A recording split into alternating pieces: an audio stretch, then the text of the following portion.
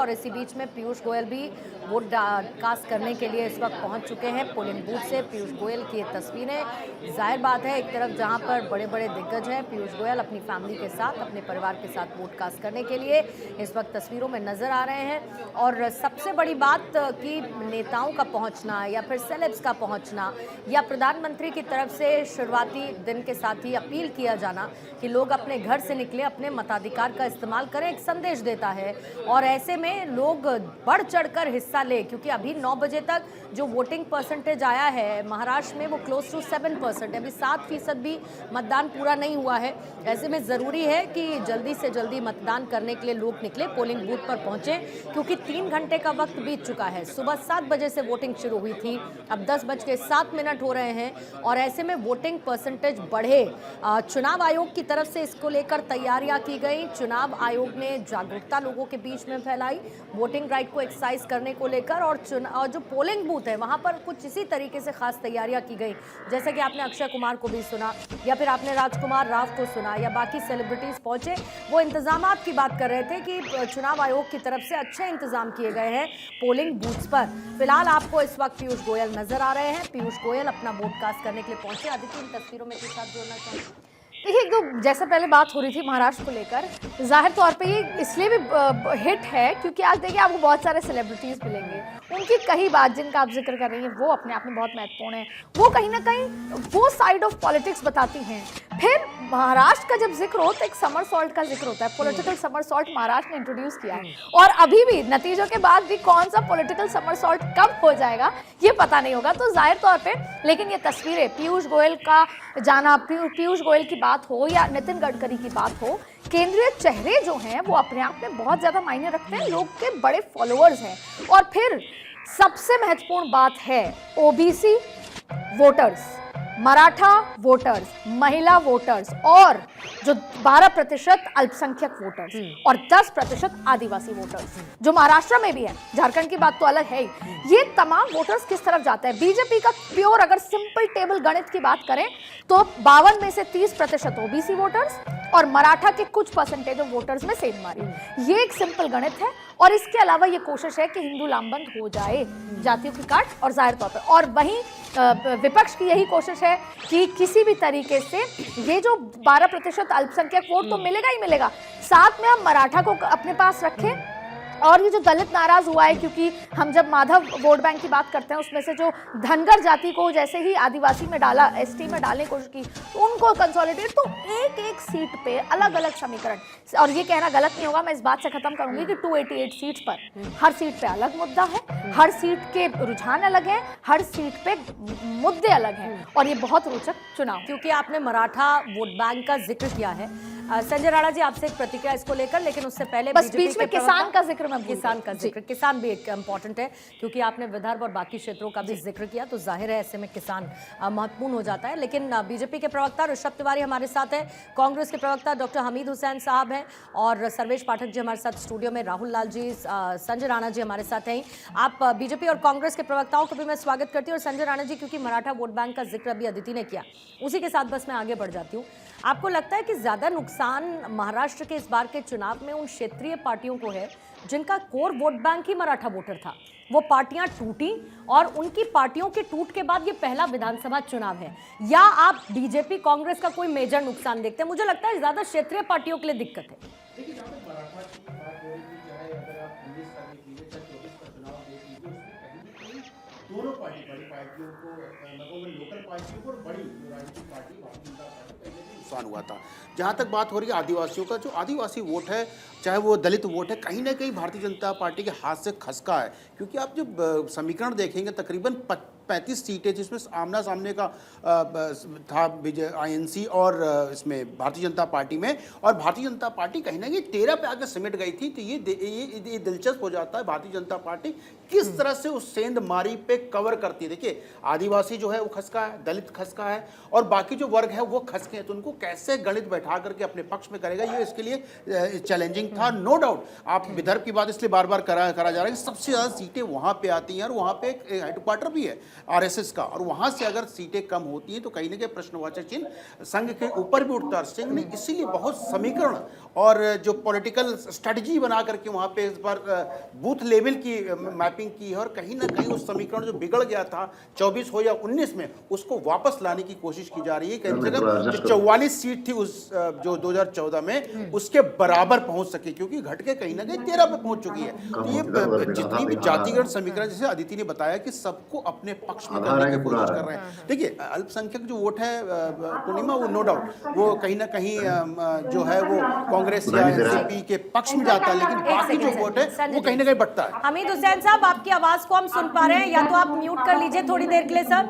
When we'll be ready we'll get back to you. Hamid Hussain साहब, आपका स्वागत करिए। म्यूट कर लेंगे सर अपने एंड पर, आपकी बैकग्राउंड वॉइसेस इधर आ रही हैं। हाँ राहुल जी जल्दी से। हाँ, राणा जी के बात को मैं थोड़ा सा आगे बढ़ाऊंगा। देखिए विदर्भ 62 सीटें हैं वहां पे, और हम लोगों ने जो चीजें देखी लोकसभा चुनाव के दरमियान में, तो कांग्रेस देखिए पुराने समय वहां पे स्थिति में करना चाहिए, यही मैं जनता से अपील करूंगा, और ज्यादा से ज्यादा परसेंटेज में वोटिंग करें और लोकतंत्र को मजबूत करें।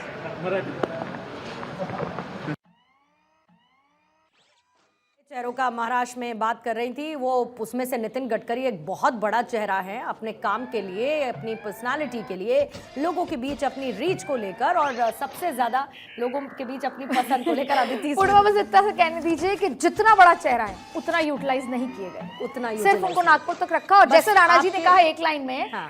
राणा जी ने सारी बातों में एक बात जरूर कह दी कि बीजेपी को आरएसएस की जरूरत है, बिना आरएसएस के बीजेपी ग्राउंड पर काम नहीं करता मैं अभी सर देखिए 10 लोकसभा सीटें थी यहाँ पे विदर्भ में, और उसमें से 3 लोकसभा सीटों पे भारतीय जनता पार्टी सिमटी, 7 जो है कि वो इंडिया अलायंस के खेमे में आई, महाविकास अघाड़ी के खेमे में। तो उसमें कहीं ना कहीं मैं ये चीज को अभी भी मान रहा हूँ जो अदिति जी ने कहा कि एक तरह से जो नितिन गडकरी का जिस तरह से उनकी छवि है, जो चीजें हैं, उनका प्रयोग ना तो लोकसभा चुनाव के दरमियान में हुआ और ना तो उनके आपने अदिति की ये एक बात मानी, लेकिन मुमकिन है कि अदिति की 15 बातें आप कभी नहीं मानेंगे। संजय जी जल्दी से, फिर मैं ऋषभ जी के पास जाऊंगी। नहीं, वही मैं बोल रहा था कि देखिए आरएसएस पर आप देखिए आरएसएस तो बोला, देखिए ऐसा है कि 2 संगठन है, भारतीय जनता पार्टी पॉलिटिकल है, वो दूसरा विंग है, और दोनों को एक साथ काम करना पड़ेगा। अगर काम नहीं करेंगे तो कहीं ना कहीं मुझे लगता है उसकी मैसेजिंग महाराष्ट्र चुनावों से पहले हो चुकी है, और उसका एक इम्पैक्ट आपको नजर आया है। अभी इस वक्त राज ठाकरे देखिए नजर आ रहे हैं, मनसे प्रमुख राज ठाकरे, और अपना वोट कास्ट करने के लिए कुछ कह रहे हैं, अगर उनको हम सुनवाना चाहते हैं तो। ओके चालेल सर, ठीक है, धन्यवाद सर। हाँ सर, लास्ट टाइम बाईट केली तिकडेच द्या तुम्ही सर, लास्ट टाइम हाँ सर, समोर नव्हतं सर, समोर अरे काय करतो। तो देखिए वोटकास्ट करने के लिए पहुंचे, मुमकिन है कि वोटकास्ट करने के बाद वो अपनी प्रतिक्रिया देंगे। ऋषभ तिवारी जी जल्दी से आपके पास आते हैं, हमीद हुसैन साहब फिर आपके पास आती हूँ। ऋषभ तिवारी जी, एक रह रहे हैं महाराष्ट्र के वोटर्स। सबसे पहले सारे को जोहार। आज मैं झारखंड से बिलोंग करता हूं, मेरे होम स्टेट में इलेक्शन भी चल रहा है जी। मैडम अभी इंटरव्यू देख रहा था मैं कल्पना सोरेन का, और मेरी तो फेस टू फेस उनसे कई बार जुबानी जंग भी हो रखी है, अभी चुनावी रैली में कहीं मिल गए थे हम। उन्होंने कहा अबुआ की बात कही, अबुआ की सरकार आ रही है, तो मैं बता देता हूँ वहां सबसे बड़ा घोटाला अगर कहीं हुआ है तो अबुआ आवास योजना में हुआ है। और उन्होंने कहा कि हम तो महिलाओं को ये पहले क्यों नहीं दे दिए 1000 रुपए, मैया को 1000, और युवा के रोजगार पे छलावा इन लोगों ने किया। सबसे बड़ा विषय आता है, महाराष्ट्र में भी घुसपैठिया का विषय निकला था, झारखंड में भी निकला था। ये कहते हैं कि आपकी सरकार बॉर्डर पे है, आप क्या कर रहे हैं। बेशक हमारी सरकार मैडम बॉर्डर पे है, लेकिन जो घुसपैठिया बंगाल में पनपे जा रहे थे, सटा हुआ झारखंड से बॉर्डर आता है बंगाल का, उनको ममता बनर्जी की पुलिस और झारखंड की पुलिस ने तालमेल से अंदर घुसाया है और उनको पनपाया है। सवाल इस पे खड़ा होता है, कोई इंटरनल सिक्योरिटी पे सवाल खड़ा नहीं हो रहा है यहाँ पे, और हम तो चिन्हित करने की बात कर रहे हैं। खैर ये निगेटिव वातावरण में चला जाएगा। विषय यहाँ पे यह है कि महाराष्ट्र में इलेक्शन चल रहे हैं और झारखंड में भी चल रहे हैं। दोनों जगह के मतदाताओं ने विकास की राजनीति को चुनने का काम किया है। जिस तरीके से ये केवल ऊपर गठबंधन दिखाते हैं और नीचे एक दूसरे से आपस में ही लड़ते नजर आते हैं, ये कोई पहला दृश्य नहीं रहा है पूर्णिमा जी। अगर आप महाराष्ट्र के पॉइंट ऑफ व्यू से देखेंगे, जिस तरीके से राहुल गांधी जी कल सेब लेकर आ गए, उनके लिए तो तिजोरी ही उनके लिए सब कुछ है। सत्ता से दूर हुए, तिजोरी हुई खाली। अरे क्योंकि ऋषभ जी चुनावी रैलियों के दौरान बड़ी घुसपैठ की जिक्र हुई, डेमोग्राफी चेंज हो रही है, हम आएंगे तो सत्ता में ये ले आएंगे वो ले आएंगे, लेकिन एक सेकंड संजय राणा जी, तो मैं कह रही हूँ कि फिर सीए एनआरसी को लेकर इतना डिले क्यों? कुछ संजय जी ऐड करना चाह रहे हैं? मेरा भी एक सेकंड सर, एक करके राहुल गांधी, देखिए, झारखंड का जो मुद्दा है जमाई पाड़ा कहा जाता है, जमाई हाँ। मतलब दामाद, हाँ। और जो आदिवासी कानून है जो कहते हैं एक तरह से अपनी प्रॉपर्टी देते हैं वो जमाई को दी जाती है, अपने पुत्र को नहीं जाती है। तो जमाई पाड़ा का जो मुद्दा है बहुत इंपॉर्टेंट मुद्दा है, क्योंकि जितने भी शादियां हो रही है बीजेपी इस मुद्दे को पूरा बना रही है और संथाल परगना में ये मुद्दा पूरी तरह से डिफ्यूज है ये मुद्दा।